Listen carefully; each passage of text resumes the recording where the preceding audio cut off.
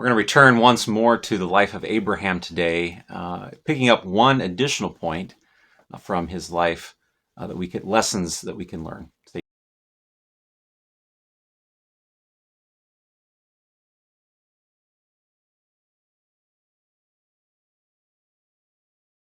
Talking about Abram or Abraham, we mentioned in chapter 12 the contrast of his faith. In other words, that in the beginning of the chapter, he has this immense crest, as we talked about that wave-like faith, in which he leaves, his family leaves all that's familiar to him behind, and heads out to the land in which God was going to direct him to, which we ultimately know to be Canaan.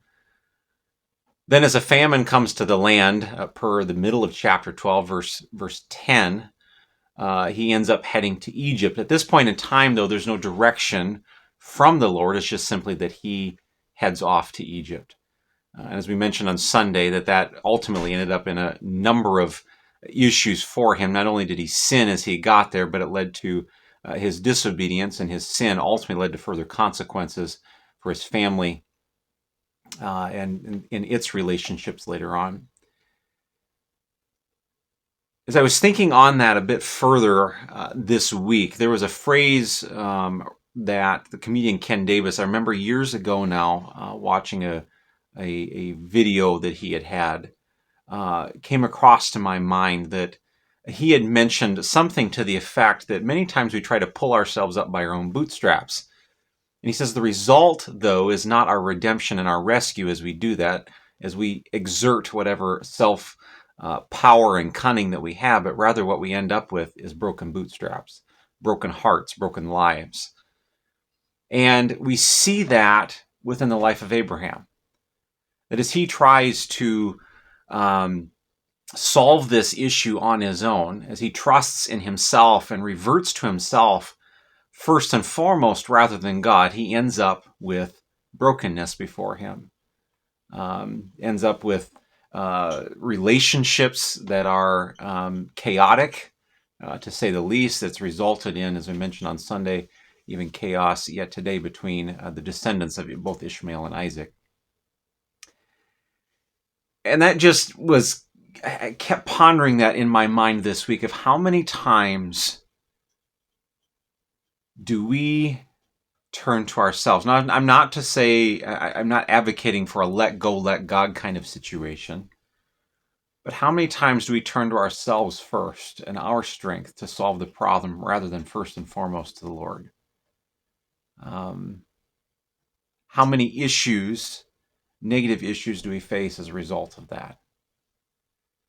The Lord was bringing to mind this week that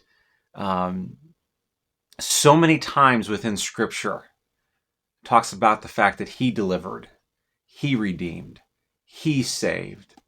And that's a theme that we see throughout, that he provides this deliverance if we trust in him, if we come to him for it. But yet we still often turn to ourselves. And as believers, we're called to be oriented to a new way of thinking, a new way of life. The Apostle Paul in 2 Corinthians chapter 5, verse 15 says this. It says, and he died for all, so that those who live should no longer live for themselves, but for him who died for them and was raised. And so in that is some directive then that, as believers now who have experienced the greatest of rescues, ultimately through Christ, right, for salvation itself, that our lives are meant to have this new orientation always of revolving around him. And when we do encounter these problems, we do encounter these trials, it's not reverting to ourselves first and foremost. We're living for him. We go to him, right? We turn to him to provide that rescue. And as we do, specifically in prayer, we understand that he hears, that he is listening. The psalmist David, in Psalm 18, verse 6 says, in my distress, I called out to the Lord. I cried out to my God from his heavenly temple. He heard my voice. He listened to my cry for help. David, in and of his life, can be another one of those examples of that wave-like just testimony, if you will, of his trust one moment in the Lord and then trying to resolve it, things of his own power the next. And whenever he tries to resolve it in his own power, things always go badly. But as we have these great needs before us, the Lord is there. He's willing to listen. Now, I wonder if in part our reverting first and foremost to self and our own power to solve the issue sometimes comes from the fact that we're desiring a particular answer and fearful that we might not get that answer from the Lord. And the reality is that God may not always answer the way we want in a particular situation. I was listening to something by Paul Tripp the other day, actually commenting on this fact that sometimes God sweeps in and provides in his grace and mercy, provides amazing resolution, amazing deliverance, amazing ways of meeting the need that we have in the moment. Other times, the situation remains, but he gives us the strength through it. As the Apostle Paul in 2 Corinthians chapter 12, my grace is sufficient, and he just simply gives us the strength and grace to see, to walk through that situation rather than to escape it. And Noah himself, I thought of him and tying this series together. That is, they faced the flood. There was only one option for deliverance, wasn't there? The ark. Only one door to enter through. And that should encourage us toward an idea, toward a thought, additionally, as we speak of the needs that we have, we speak of the situations that we'd like to escape, that we're not searching for multiple different avenues. We're turning first and foremost to Christ, to the Lord, the one who has ultimately offered us salvation. We've found that in him. But we need to continue in a pattern to turn to him for everything else that we face. In prayer,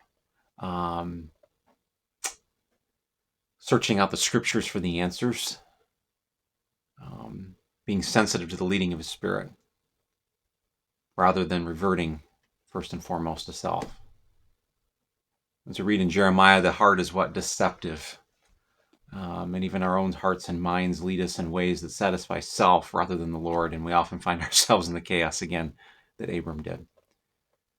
And so as we look for rescue, as we look for deliverance, who are we turning to? Are we turning to the Lord? Are we turning to self? Are we turning to him for the resolution? Or are we trying to solve it in our own power? He calls us to come to him. He listens. We see a track record of his deliverance. We've seen a track record of his satisfying and sufficient grace and mercy, even if we have to walk through those dark valleys. He's there with us. May that encourage you and give you some thoughts to think about this week. Sunday, we're moving on to the life of Jacob.